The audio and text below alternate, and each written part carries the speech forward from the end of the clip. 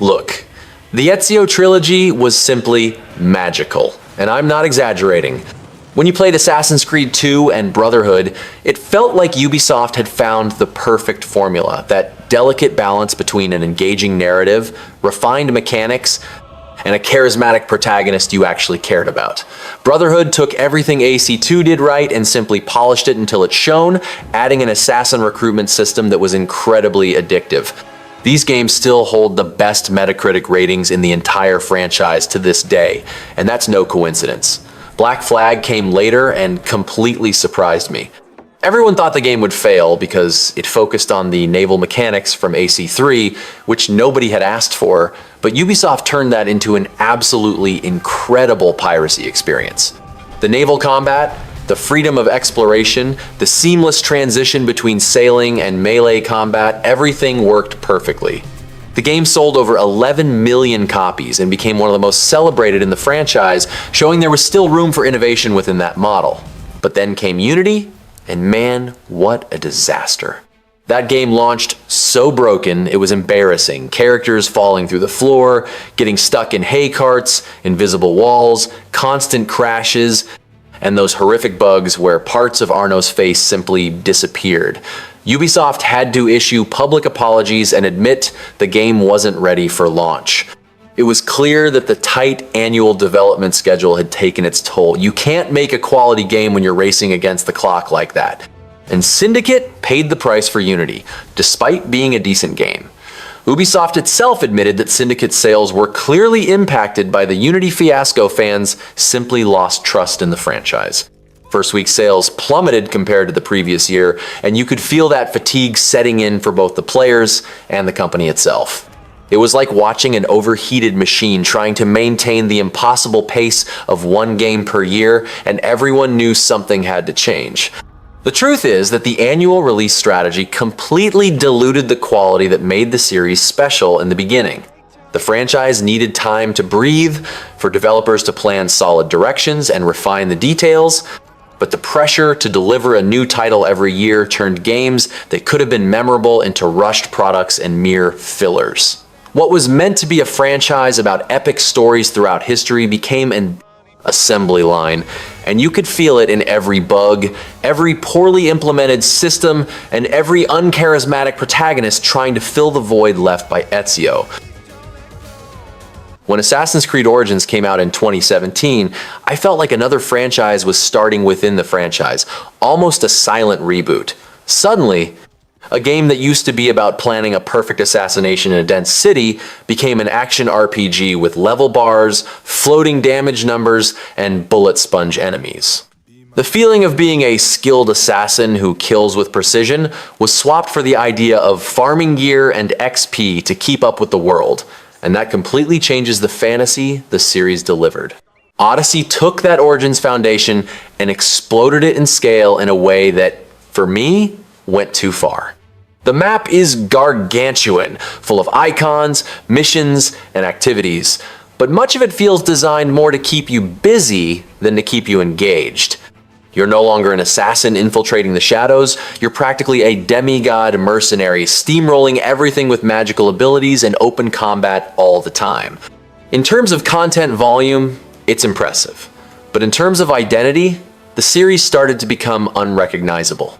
Valhalla is then almost the peak of this giant, bloated world. There's so much to do, so many systems, so much map, that I honestly felt more tired than excited after dozens of hours.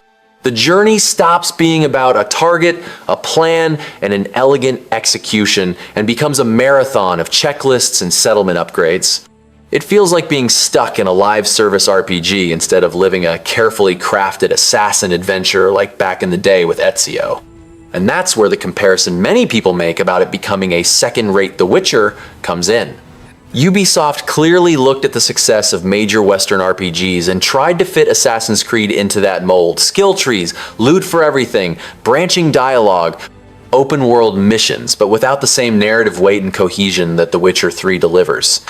It leaves a strange sensation. It's competent as an action RPG, but at the same time it doesn't reach the heights of the best RPGs.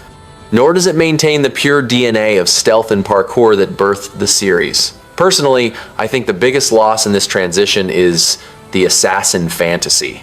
Before, climbing rooftops, observing the target's route, blending into the crowd, and finishing with a single strike was the heart of the experience. Now, stealth has become almost optional, parkour is simplified, and the focus is on builds, damage per second, and color-coded loot. It's not that Origins, Odyssey, and Valhalla are bad games, far from it, but to me, they feel like great generic RPGs wearing an Assassin's Creed outfit instead of Assassin's Creed evolving naturally. When the Desmond phase ended in Assassin's Creed 3, I felt as if someone had pulled the power cord on the franchise's identity. Was that modern-day story a bit messy and full of cliches? Yes, it was. But it was the thread that tied everything together. Altair, Ezio, Connor, everything was part of a continuous line, a bigger plan. When they took Desmond off the board, it felt like the series lost the heart that connected the player to the present, leaving only the pretty historical tour. After that, the modern-day portion became almost an appendix you tolerate, not something you look forward to. Instead of a strong modern protagonist with their own arc and evolution, we got loose segments, characters that come and go, and a first-person camera that creates no bond at all. You don't feel like you're living two parallel stories. You feel like you're playing a story in the past, and every now and then you're interrupted by cutscenes that feel like corporate briefings. The magic of entering and exiting the Animus with narrative weight went down the drain. The Assassins versus Templars conflict also entered a strange phase. In the beginning, even with all the sci-fi exaggerations, you could understand the philosophy of both sides that struggle between freedom and control. Over time, this was pushed to the background, acting as just an excuse for a map icon. In many recent games, you could swap the names Templars and Assassins for any other generic faction and almost nothing would change. It's sad to see lore with so much potential become mere background scenery. And the narratives of the newer games often feel isolated, as if each title were a large spin-off with very little consequence for the whole. Origins, Odyssey, and Valhalla even have cool moments, charismatic characters, and interesting stories within that historical slice, but the connection to the meta lore is weak, shallow, or poorly utilized. You finish the game and think, okay, that was a good story for that character in that period, but you don't feel like the franchise's overarching plot moved forward at all. It's almost like watching seasons of different shows that just happen to share the same name. Personally, I really miss having a reason to care about the present. Before, every memory you played felt like a piece of a giant puzzle, and Desmond was proof that all of it mattered for something bigger. Today, it feels like the focus is entirely on the historical package of the moment, and the rest is corporate packaging. The series continues to deliver beautiful worlds and cool moments, but that feeling of I am following a saga has been diluted. And for a franchise that built such a rich universe, that hurts more than any bug.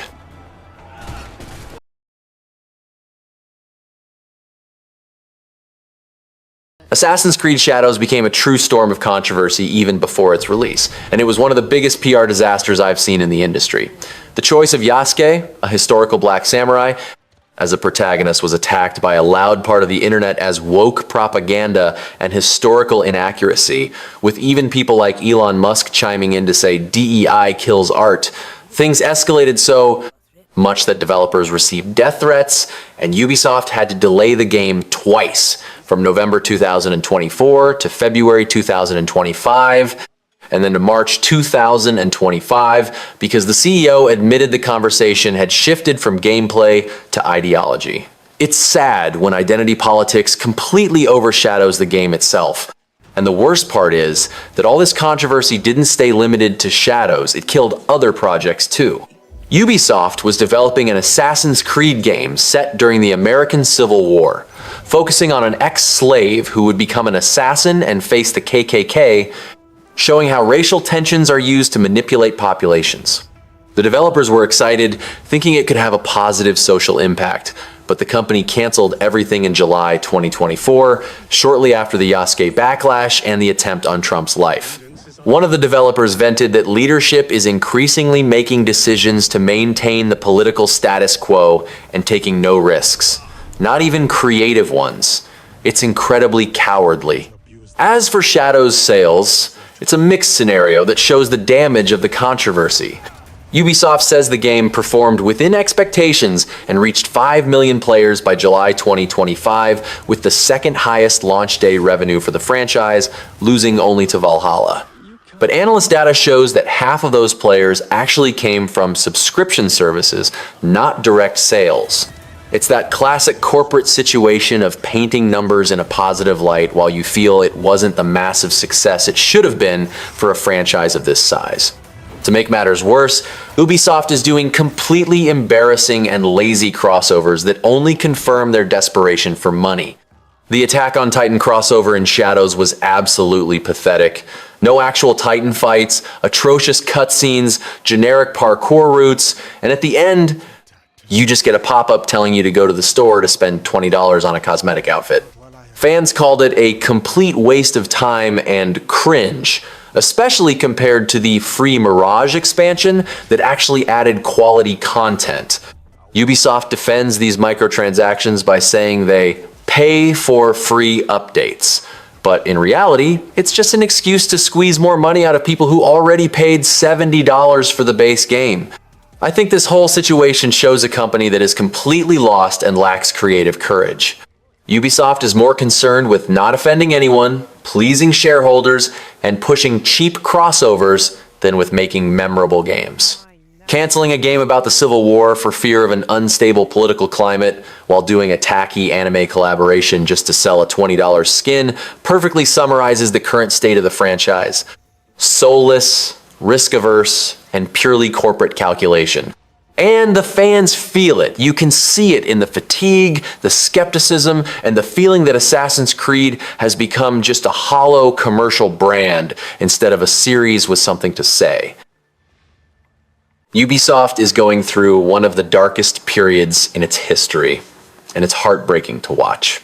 The company's shares plummeted brutally. In January 2026 alone, they dropped more than 30% in a single day, hitting the lowest value in over a decade.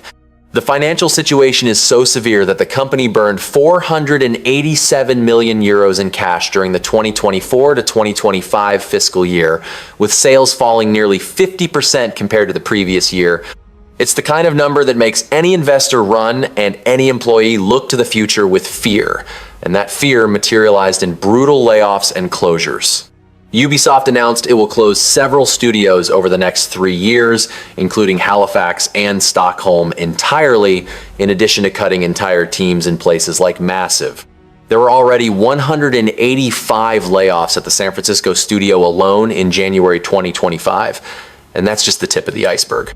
They canceled 6 games at once to refocus the strategy. But in practice, you see talented developers losing their jobs while leadership stays at the top, making the same bad decisions that caused this crisis. There are also the lawsuits and harassment scandals that tarnish the company's reputation, creating a toxic environment that drives away both talent and players. In the middle of all this disaster, Mirage appeared almost as a love letter to longtime fans. It was a genuine attempt to return to the roots, a dense city, focus on parkour and stealth, a more compact scope, and no absurd level gating. And it worked. The game had the franchise's best launch on next-gen consoles and reached 10 million players by November 2025. With Ubisoft admitting it exceeded expectations.